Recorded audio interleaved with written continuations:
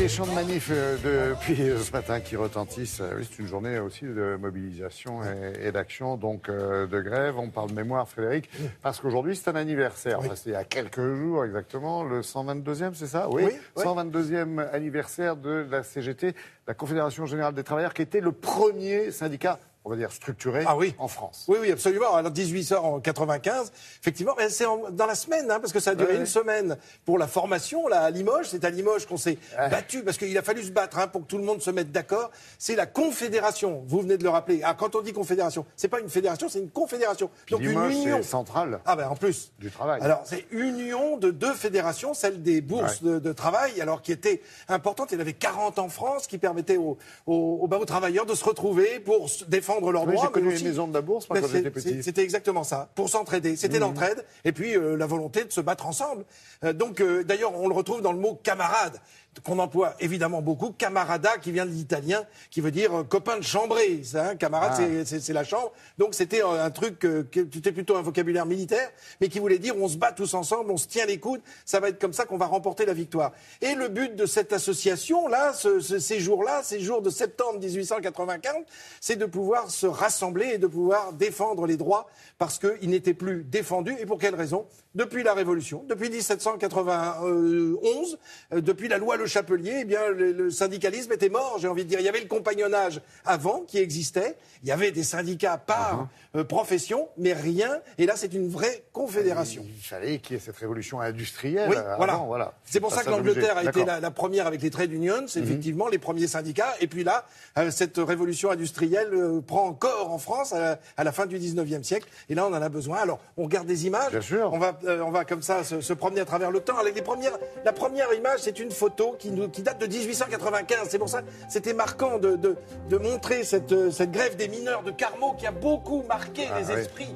Parce que, évidemment, ce métier très difficile des mineurs de fond, on le sait, on l'a déjà dit et répété.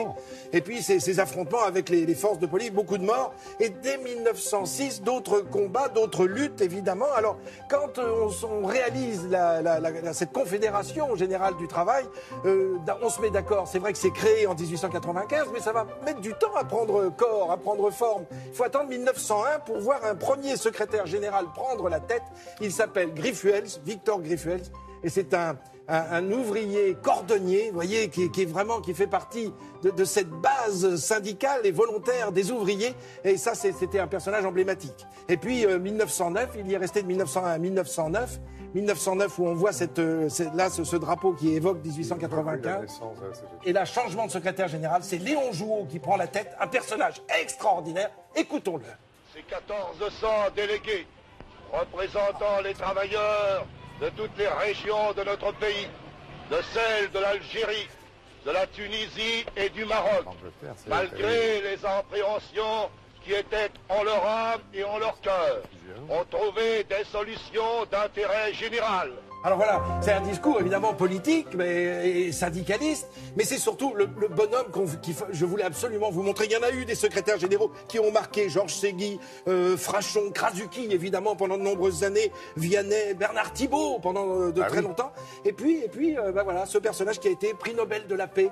Et il faut relire un peu la vie et la carrière de cet homme qui a été déporté par les Allemands et qui a permis à la CGT, qui avait été interdite pendant la guerre en 40, qui a permis aux militants de la CGT d'être de très grands résistants. Et d'ailleurs, De Gaulle a souhaité et a demandé à ce que la CGT et les membres de la CGT soient,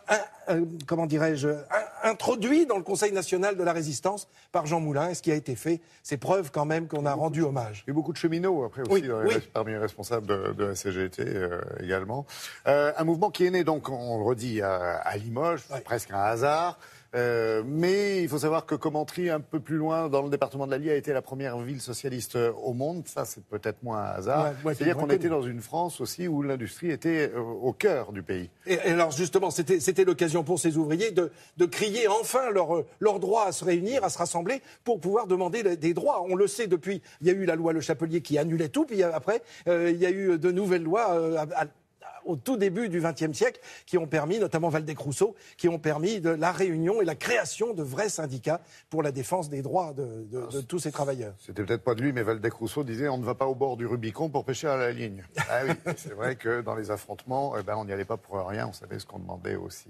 Alors le Rubicon, c'est un tout petit fleuve qui coule entre la Gaule et la Rome antique. Oui, et voilà. C'était quand même une frontière chez les envahisseurs. Oui, absolument. On est d'accord. Merci Frédéric, on va causer météo dans un petit instant avec Nathalie Riouet.